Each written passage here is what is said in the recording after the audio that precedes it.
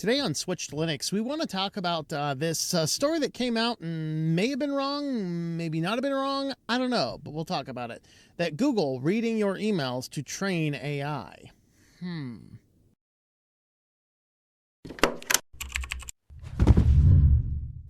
Welcome back to Switch to Linux. If you like this type of content, subscribe to the channel if you've not already done so. Leave us a like and a comment down below. So Malware Bytes, I believe, was the first to bring an article to the table that suggests that Google is reading your emails in order to train its AI. And then they issued a correction on that saying, well, that's probably not the case. And we made this assumption because of unclear information around the smart features and also the inclusion of a modern lawsuit that was filed earlier in the month of November. And so we're going to have a brief look at this. And it is an interesting point. And I just got to say, this is why, guys, I don't care all that much because I don't use Google services. How do you manage your calendar appointments? Nextcloud. How do you manage your contacts? Nextcloud. How do you manage your email? Not Nextcloud. You know, it doesn't do emails. I do cPanel emails or other forms of emails. There's a number of different ways that you can run emails without relying on a big tech company. You could be using the free Proton Mail. You can be using the paid Proton Mail. There's several other different mail services out there that are not the big tech companies. And those are the things that you might want to look at. But let's go ahead and have a look at the article first. Now, Malware Bytes did correct their article. How To Geek has a very similar article published the same day, which did not actually correct their article. So theirs still says Gmail might be harvesting your emails to train AI. Malware Bytes has recanted on that, basically doing almost a whole article rewrite. It wasn't just a, hey, here's a correction paragraph. This was kind of like a, wow, we done messed up level of correction here. Malware Bytes is fake news, in other words. And so the correction, Gmail can read your emails and attachments to power smart features. Now, if you look at the original URL, no, not that, stop.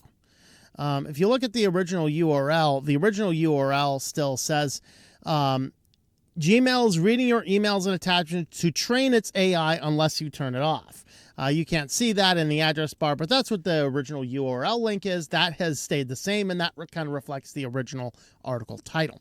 And so they say here, we've updated this article after realizing we contribute to the perfect storm of misunderstanding around a recent change in the wording and placement of Gmail's smart features. The settings themselves were not new, but the way Google recently rewrote and surfaced them has led a lot of people, including us, to believe Gmail might be using it to train AI models. How did this happen? Well, there were a couple of features. One of those is, what is your distinction between your AI features and your smart features? And we will have a look at what Google actually says about this. That makes me scratch my head after reading all this and go, wait, isn't that what Malware Bytes said originally? But I don't know. Let's go ahead and dig a little bit further into this here. So it's easy to see where confusion came from. Google updated the language around smart features is vague, and the term smart often implies AI, especially at a time when Gemini is being integrated in other parts of Google products. When the new wording starts appearing for some users without much explanation, many assumed it signaled a broader shift. It's also come around the same time a proposed class action in the state of California, which, according to Bloomberg, alleges Google gave AI access to Gmail, Chat, and Meet without proper user consent. So we'll have a look at that in a minute here as well. Now, effectively what this is if you are in some economic areas, including the United States here where we are, this is enabled by default. So the smart features, it's not directly AI. Actually, part of it is AI. The question is it the type of AI that's just using a model that's already trained, or is it one that is learning and retraining the AI with it, or is it an AI that trains itself on your local stuff, on your local instance, but not globally for everybody? Those are kind of three questions.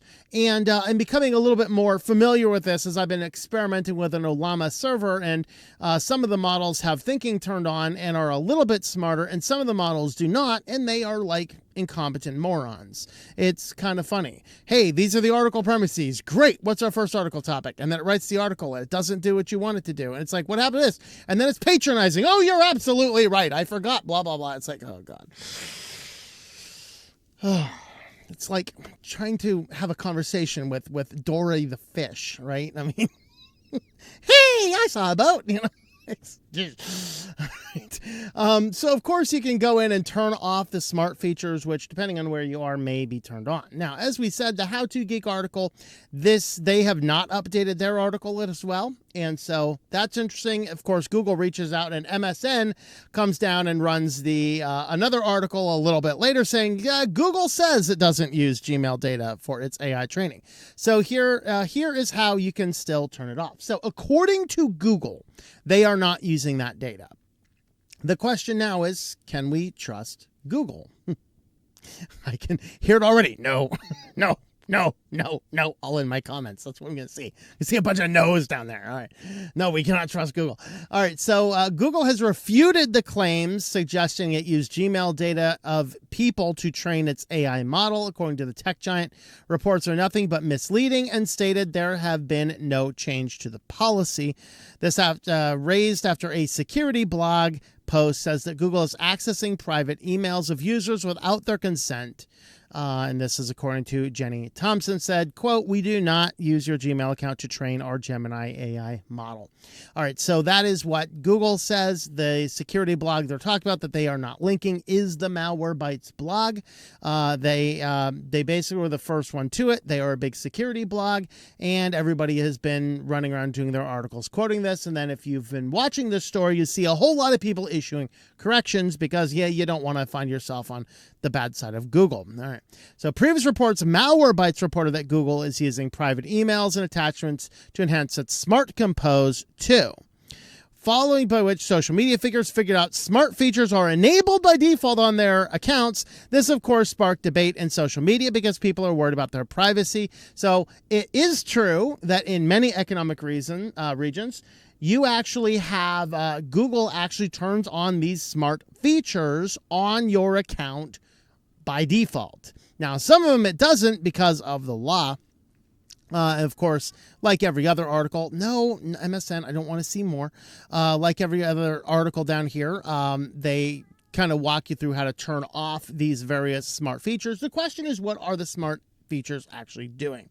Well, the smart features, as we'll get into in a moment, allows them to utilize your information inside of your Google account in order to make suggestions based on, yes, AI training on your other Google products. Now, before we get into that, let's go ahead and talk about this lawsuit. So from Bloomberg, Google accused in a suit of using Gemini AI tool to snoop on users. Google was accused in a lawsuit of using Gemini AI assistant to unlawfully track the private communication of users of its Gmail, instant messaging, and video conferencing. Now, this is kind of the reverse. In one instance, you're using all of the data to train the AI model. In this case, they're saying the AI model is turned on and able to read all of your things. And then the question is, what data is being used? And yes, we're going to get into it. Smart features. Interesting. So maybe Malware Bytes isn't too far off from the mark. The question is, can we trust Google? So in the past, users of Gmail, Chat, and Meet were given the option to turn on Google's artificial intelligence program. But in October, Google issued they secretly turned on Gemini for all those applications, enabling it to collect private data without the user consent or knowledge. Now, we actually covered that when it came out, where that was turned on and you'd have to go in there and turn it off. And around that same time, a lot of other companies were doing similar things. You know, Facebook did it a few months ago as well. Everything in data could be used to train its AI models unless you actively opted out of it.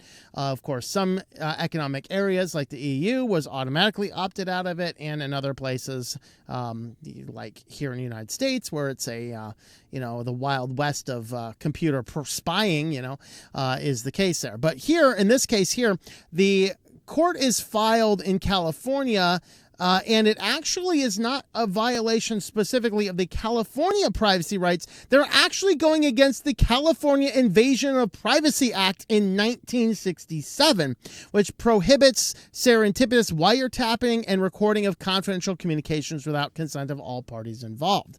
And so they're saying that if your AI is looking at your emails in order to make smart suggestions somewhere else using the quote-unquote smart features, that is indeed a violation of the act. And that is kind of what we are going to see what happens with this potential lawsuit. And so that lawsuit comes down. And so now we have, in one case, is what's in your Gmail accounts being used to train the AI? Yes or no? And is your AI being used to train its own smart features inside of your account?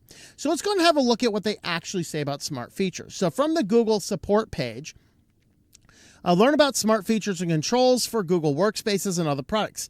To give you more granular control, we've updated our smart feature settings for Google Workplaces.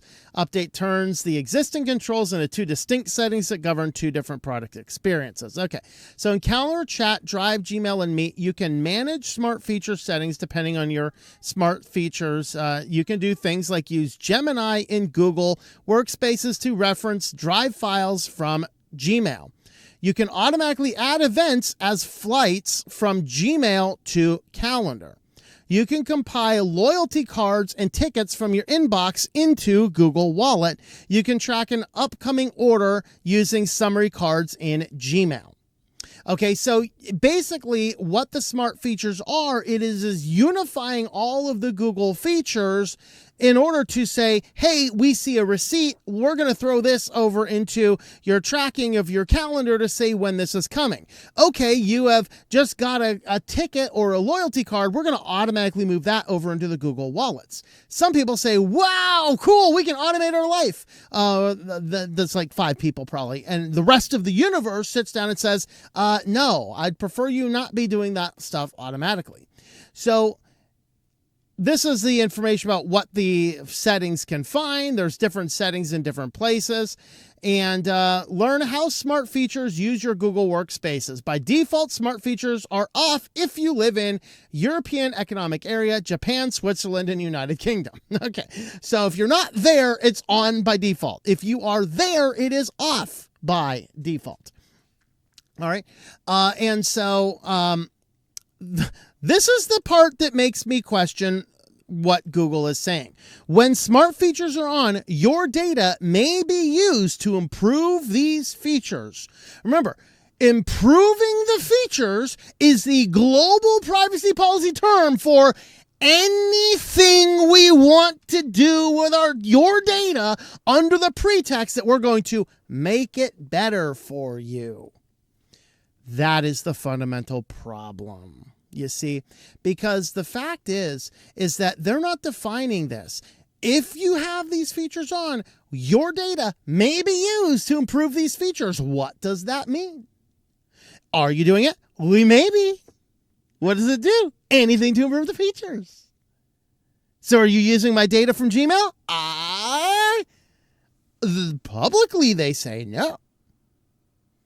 But in this nebulous privacy policy, they could be, and it wouldn't be a violation one way or the other because it's in the privacy policy, and the United States does not have comprehensive privacy policies that say you can't do certain things with certain data like we need. It basically, privacy policies are more of informed consent. And when you put in blanket statements that your data may be used to improve these features, they could be doing anything with that data that they possibly want. And that raises the serious concerns. Okay, and so that is why I say there's something going on here. This lawsuit is actually going to be important. It's going to be fascinating to see what happens in the case of this. If Google just settles it quietly and doesn't let discovery go, something's probably up. If they like, nope, we're not doing this and we're fighting back, that means discovery can go and people can look inside the black proprietary box and see what's actually going on. My sneaky suspicion, even though they're going to come up with some weird settlement, they're going to toggle something off in the state of California, and they're going to deny any culpability to prevent anybody from looking inside of their proprietary black box. That is what my thoughts are. So ultimately, at the end, I don't particularly have a dog in this fight because I don't use Gmail. I don't use Google's Calendar. I don't use Google's Wallet. I don't use any of these features that Google has. And I don't think you should either. There are ways around it. And you can live your life without these functions and still having unified contact lists and unified syncing calendars and all sorts of other stuff, because I do that through my self-hosted Nextcloud all day long. So let me know your thoughts about all this. Did you hear about this? Were you concerned? Do you use those smart features? Are they useful or not? Let me know those in the comments down below. Thanks for watching, and I hope that you enjoy switching to Linux.